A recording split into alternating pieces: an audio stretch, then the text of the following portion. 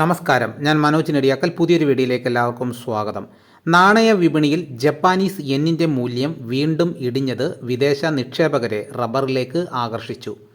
ജപ്പാനിൽ rubber kilo 380 N വരെയും ഉയർന്നു. ബാങ്കോക്കിൽ ഷീറ്റ് വില കിലോ 3 രൂപ കയറി. വിദേശത്തു നിന്നുള്ള അനുകൂല വാർത്തയിൽ കൊച്ചിയിൽ 4ാം ഗ്രേഡ് റബ്ബർ 216 രൂപയായി ഉയർന്നു വിപണനം നടന്നു. കുരുമുളകിനായി വ്യാപാരികൾ മത്സരിച്ചു. വില കുത്തനെ കൂടി. അന്തർ സംസ്ഥാന വ്യാപാരികൾ കുരുമുളകിനായി മത്സരിച്ചത് ഉൽപ്പന്ന വില തുടർച്ചയായ 3ാം ദിവസവും ഉയർത്തി. ഉത്തരേന്ത്യക്കാർ ചരക്ക് സംഭരണത്തിന് ഉത്സാഹിച്ചെങ്കിലും ഡിമാൻഡിനനുസൃതമായി കുരുമുളക് കാർഷിക മേഖലകളിൽ നിന്നും വിൽപ്പനയ്ക്ക് ഇറങ്ങുന്നില്ല.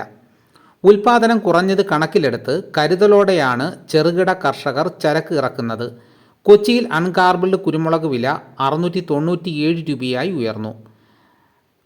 ഏലക്ക ലേലത്തിൽ ആഭ്യന്തര വ്യാപാരികളും കയറ്റുമതിക്കാരും ചരക്ക് സംഭരണത്തിന് ഉത്സാഹിച്ചു.